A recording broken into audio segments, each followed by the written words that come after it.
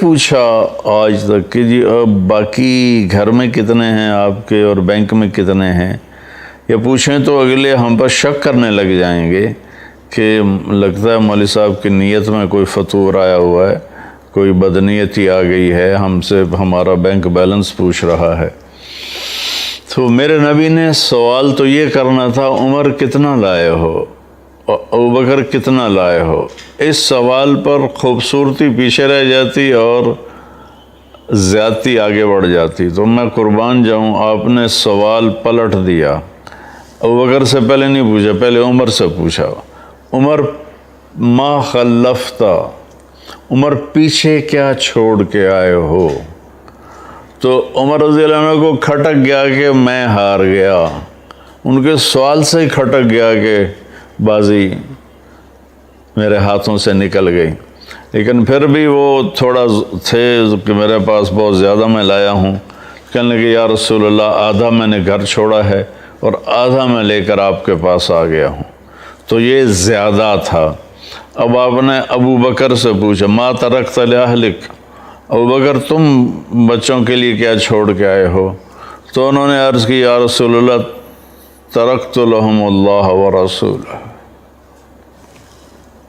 واہ واہ واہ ابو بکر واہ، کیا تیری شان۔ آپ نے فرمایا کہ آپ نے عرض کیا یا رسول اللہ میں اپنے گھر والوں کے لیے اللہ اس کا رسول چھوڑ کے آیا ہوں، باقی سب کچھ لے کے آ گیا ہوں۔ تو عمر رضی اللہ عنہ بول پڑے ابو بکر میں تو اس سے آگے کبھی نہیں نکل سکتا۔ یہ ہے احسن عملا اکثر عملا۔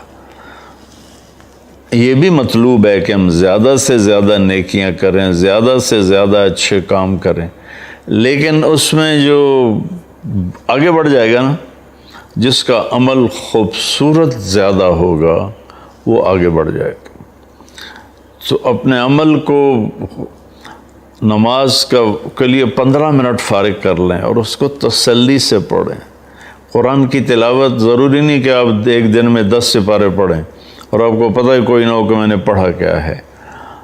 قرآن کو سوجھ بوجھ سمجھ کے ساتھ پڑھیں، یہ اللہ کو زیادہ پسند ہے بنسبت ایسے ہی قلم وہ کیا اسے کہتے ہیں کہ کمپیوٹر کی طرح زبان چلاتے جانا اور پتہ ہی نہ ہو کہ میں نے پڑھا کیا ہے۔ ایسے ہی نوافل ہیں کہ کثرت نوافل سے زیادہ اللہ کو حسن نفل پسند۔ ایسے لوگوں کے ساتھ معاملہ ہے کہ حسن سلوک کے ساتھ، محبت کے ساتھ، پیار کے ساتھ معاملہ کرنا یہ اللہ تعالیٰ کو زیادہ پسند ہے۔ اللہ کی بارگاہ میں جس چیز کا وزن پڑے گا وہ پڑے گا اس کے خوبصورت عمل کا۔ اور سب سے جو خوبصورت عمل جو اس کے ترازو کو جھکا دے گا، ایسے کر دے گا، ایک روایت مجھے بھی یاد آ گئی، ایک شخص کا نامہ اعمال لایا جائے گا، ایک شخص کا ترازو کے سامنے کھڑا کیا جائے گا اور اس کی نیکیوں کو گناہوں کو تولا جائے گا، تو اس کا ترازو ایسے ایسے کر رہا ہوگا، ایسے ایسے سٹیبل نہیں ہو رہا۔ جب وہ ایسے ہوتا ہے تو اس کا دل کچھ ہمت میں آتا ہے، اور جب وہ یوں ہوتا ہے تو اس کا کلیجہ اچھل کے منہ کو آتا ہے۔ تو کوئی ابھی اس میں کسی طرف کا جھکاؤ واضح نہیں ہو رہا، اس سے ایسے کبھی اس کی جان نکلتی ہے، کبھی اس کو سانس بحال ہوتا ہے۔ اتنے میں ایک بادل آئے گا اور اس کے رائٹ سائڈ کے ترازو کے پلڑے میں ایسے آ کے اتر جائے گا، تو یوں ہو جائے گا اور سٹیبل ہو جائے گا، تو کہا جائے گا فاز فوزا عظیما، کامیاب ہو گیا۔ تو اس وقت اس کا پسینہ خشک ہوگا، اس کی جان میں جان آئے گی۔ وہ فرشتے سے پوچھے گا بھائی یہ کیا تھا بادل سا؟ تو وہ کہیں گے یہ تیرے اچھے اخلاق تھے جنہوں نے آج تمہیں جہنم سے بچا لیا۔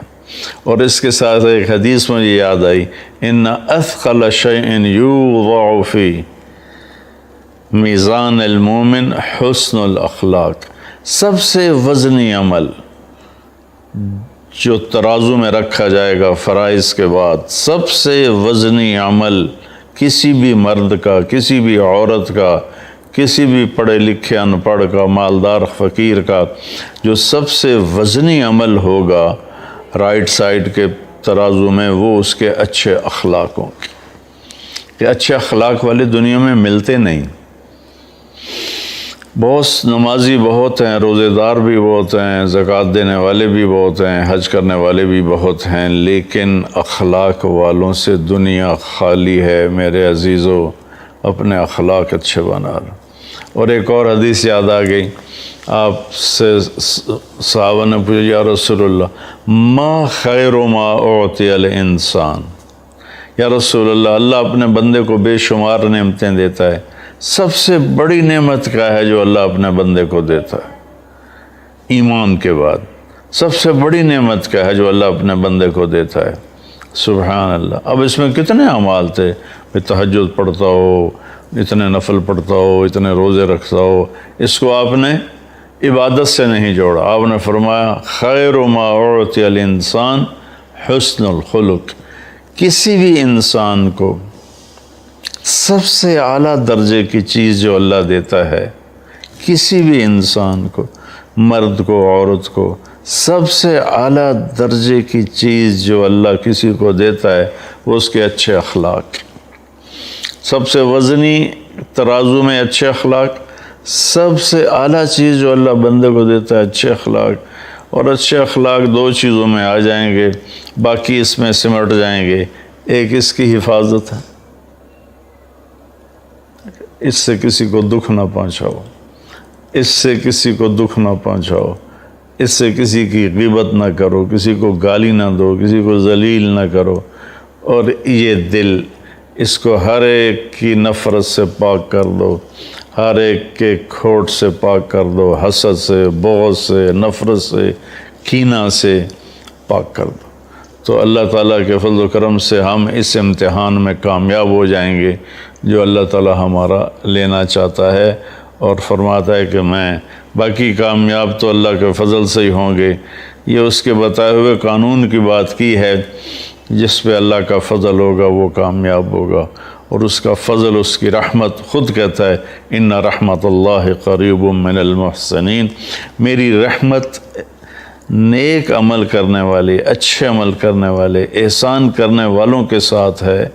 یہ جو ایک شیطان نے چکر چلایا، اللہ بڑا غفور الرحیم، میں آپ ہی معاف کرے گا، تو اس طرح تو حسین اور شمر ایک ہی ترازو میں آ کے بیٹھ جائیں تو یہ تو ساری شریعت ہی الٹ پلٹ ہو جائے گی، ساری تاریخ ہی الٹ پلٹ ہو جائے گی۔ بھائیو، اللہ نے اچھے برے کو الگ کیا ہے، یہاں کی عدالت بھی الگ کرتی ہے، اللہ کی عدالت نے بھی الگ کیا ہے۔ السلام علیکم ورحمۃ اللہ۔